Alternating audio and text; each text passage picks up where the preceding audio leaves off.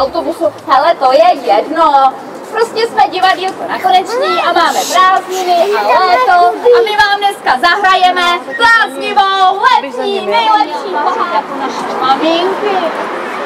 Ten kluk, Merhautovi poslouchejte, ten kluk, ten uměl i spravit auto, jako každý správnej chlap.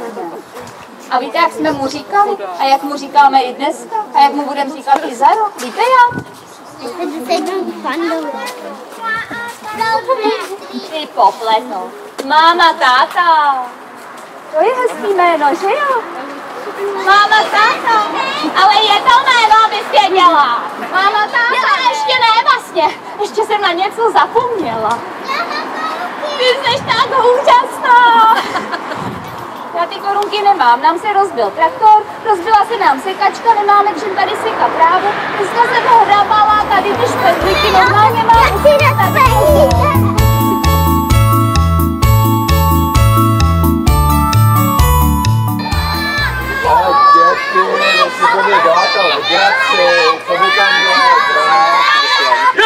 Drák! Ježiš! Drako! Ty potvoro, že ty jsi sešral všechno v té komoře a ještě i princeznu. Počkej, já ještě chytím, já ti vypráším koži. Už na tebe běžím. Aha. Vidíte, děti, jak je důležitý učit se cizí řeči. No, já naštěstí teď stařenku pozdravím několika světovými jazyky a zjistím, kde to vlastně jsem. How do you do? Guten Tag, buenos días, bonjour a pro jistotu ještě zdravstvuj. Aha, tak podle stařenčina dialektu soudím, že teď jsme někde jihovýchodně od Solnohradu, že tady všude kolem nás ten sníh, no to jsou Alpy. Jasně, tím se to vysvětluje. Zeptám se teda babičky, jestli někde neviděla toho draka a mýho kocoura. Haben Sie einen Drachen und Kocour gesehen? Was? Also, haben Sie einen Drachen und Kocour gesehen? Ja doch! Sie flogen durch den Raum! Je mi to úplně jasný. Babička říká, že tam tím směrem za těmi kopci bude to tračí doupě. Tak já jí poděkuju a půjdu tím směrem. Dankeschön, liebe Großmutter und auf Wiedersehen. Grüß Gott! Grüß! Tak, Káru.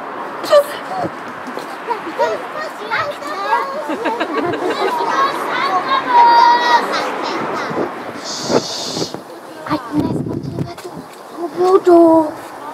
Aspoň si můžu na chviličku odpočinout. No, už to bude rok, co mě drak unesl. No, vařit, kdybych chtěl párek a guláš. Ale to on ne, on chce.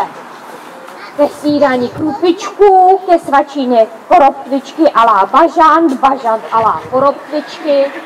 No, potom každý 2 dny musíme lítat tamhle do Alp pro let, aby jsme měli čerstvou na zmrzlinu. To bude potřeba hodně. Tak si lejny, právo, já mám taky rád.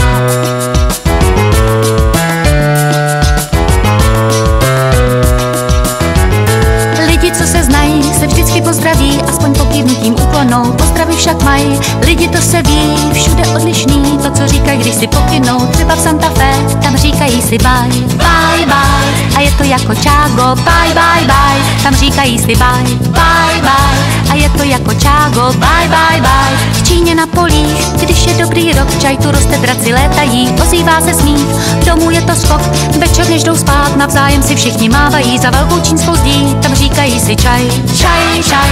A je to jako čágo, čaj, čaj, čaj. Tam říkají si čaj, čaj, čaj.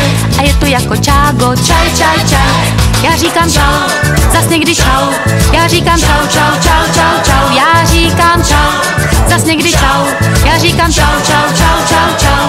Někdo říká čau a anebo čaj, anebo baj. Ale ty pozdravy, ty všechny něco znamenají, že ten se zdraví tak zas uvidí.